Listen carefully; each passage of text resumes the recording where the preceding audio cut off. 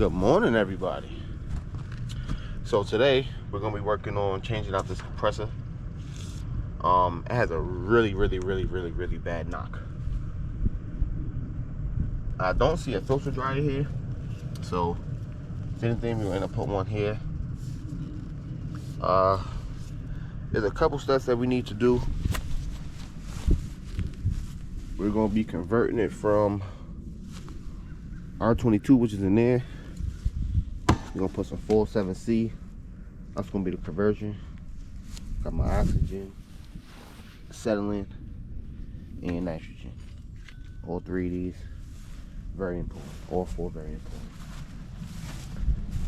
Some other tools and accessories we have here. We have vacuum pump. We have recovery tank. What the fuck is this thing called?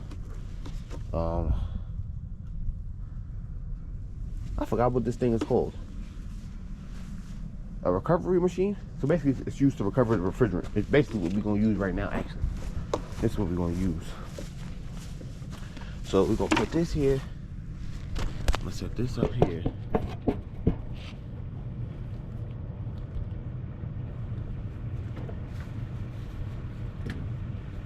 Now, I'm gonna take this top off because I wanna see if this thing has a filter dryer on it. Because there's not one down there, so I'm making sure.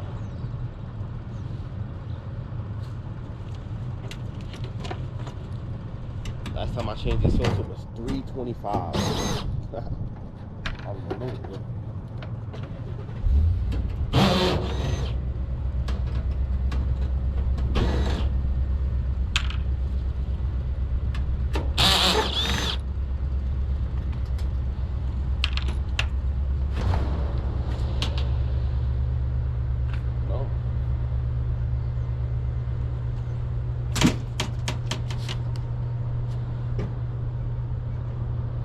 So this unit has a TXV with some distribution tubes.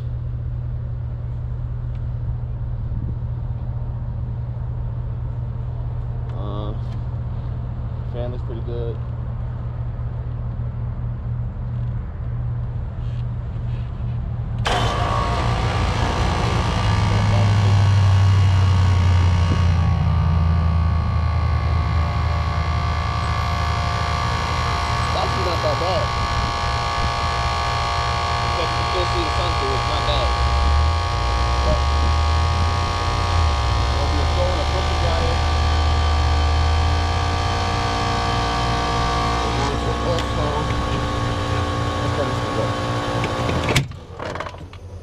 Turn this off.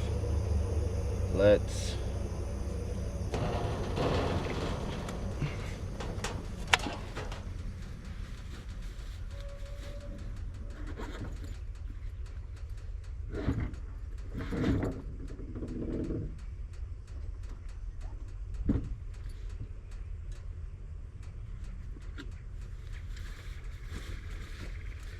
let me tell you something, man.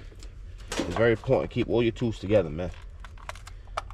Losing your tools, buying tools multiple times, I'm telling you, this shit gets expensive, boy. It gets very expensive.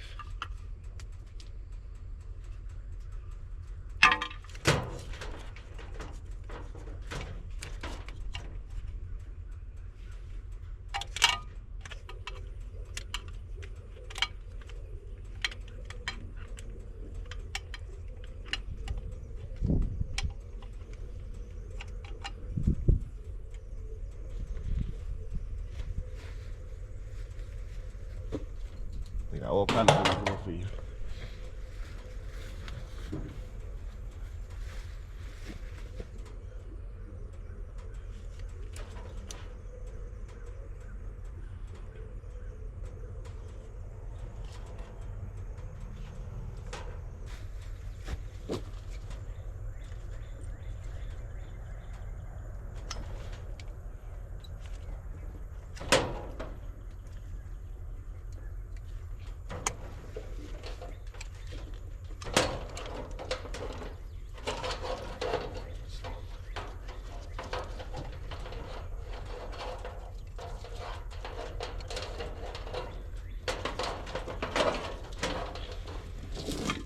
This one ain't that bad. I ain't gonna lie to y'all.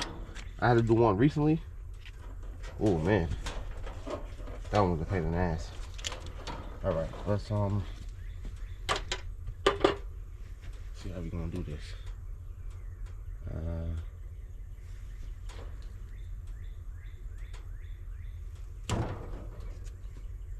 don't know what that was. Yeah, I think I'm gonna keep this 22.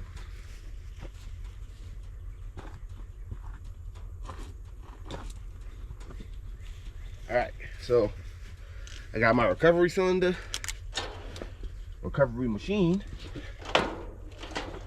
and I'm going to get my filter dryer. Like that. First, we're going to do an acid test, right? And the point of this acid test is to see if this gas is even worth keeping. And how this works is you basically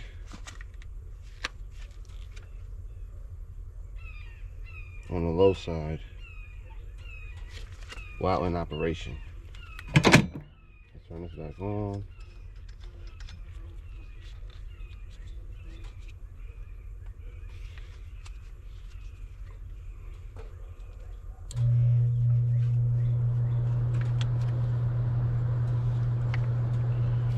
You go through little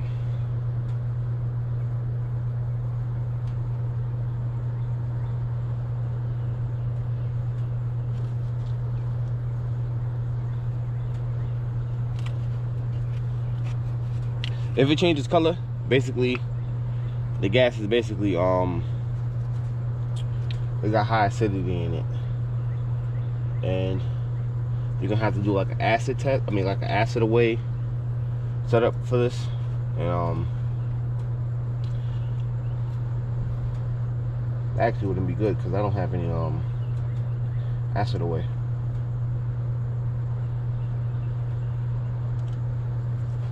This thing was just fine, so I don't even know if it matters.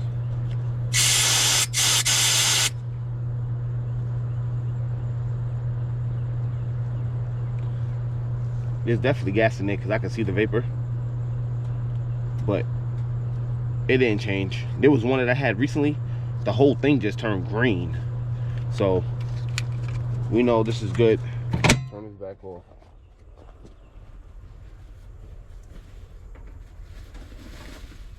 Now we're gonna be replacing the coil, I mean the contactor, and also too we're gonna be installing a filter dryer. Now the point of this filter dryer,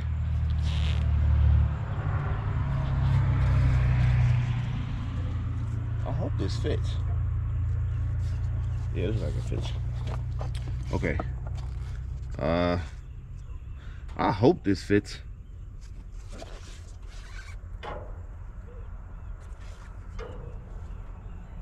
Yeah, that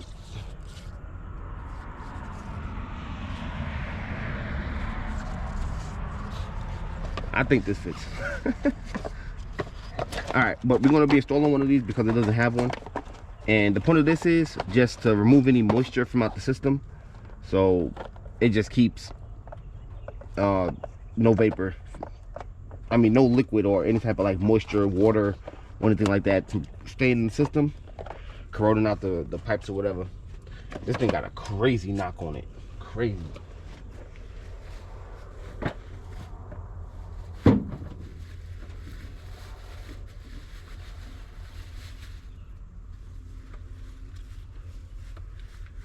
Now the thing about these systems versus the 422s, I mean I think that's 410 if I'm not mistaken, is these oh, I could just pull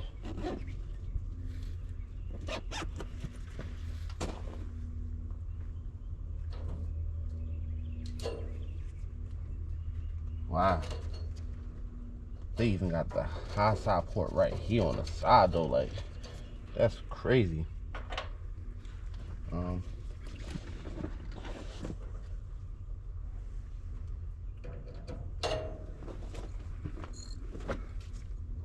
Hook up some shredder removal tools. I'll put this one here.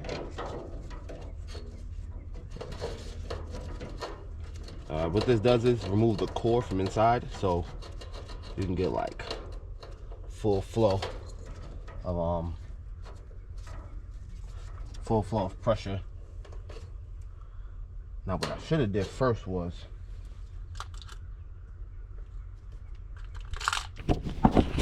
alright, so what we got, micron gauge.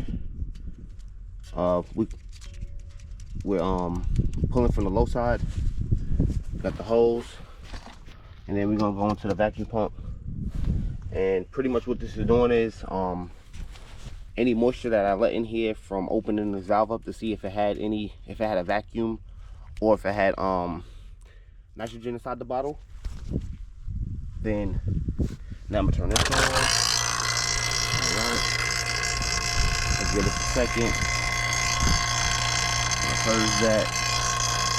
Close that one time. Open it back up to make sure, you wanna open up your low side.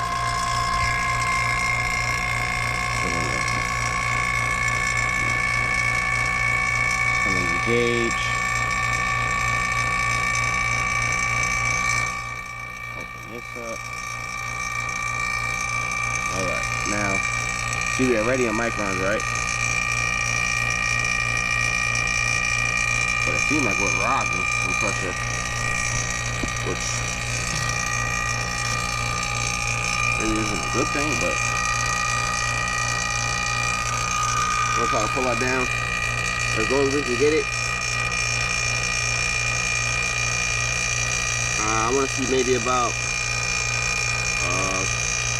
let's do maybe like 400, maybe 500. And then we're going to take whatever R22 we have in here and get it swapped out. Okay, so I brazed this out. I cut this out here. So what I'm gonna do is I'm gonna take this out, solder this out, and then put everything back together.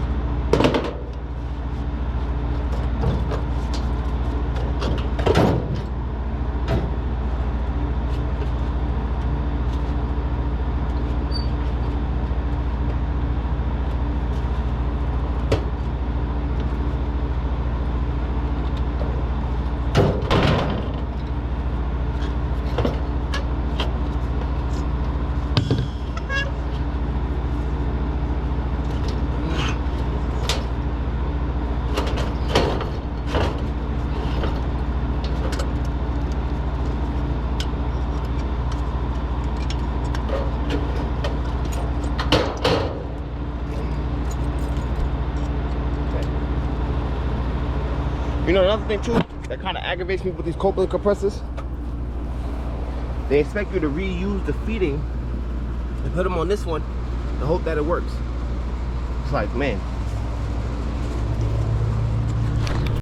Okay, got the new compressor.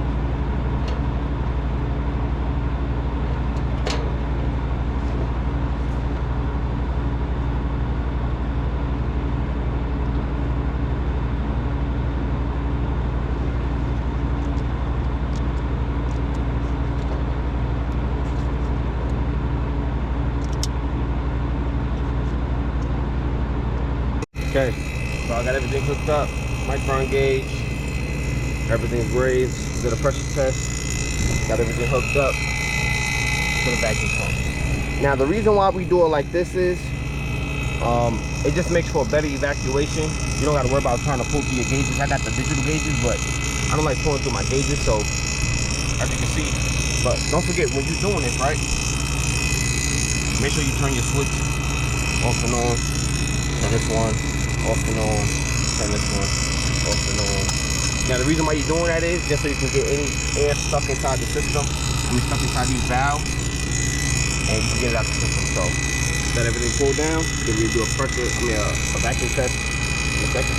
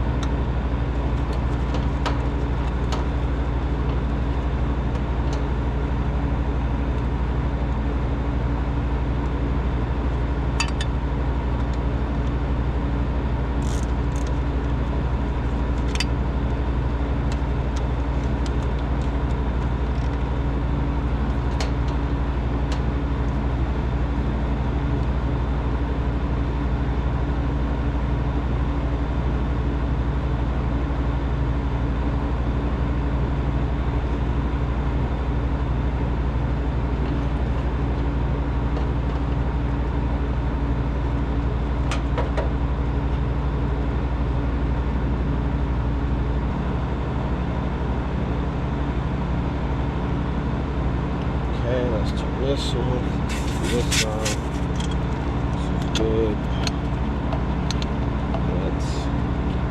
Damn, y'all, I forgot I was even still recording. Alright, so pretty much we're good here.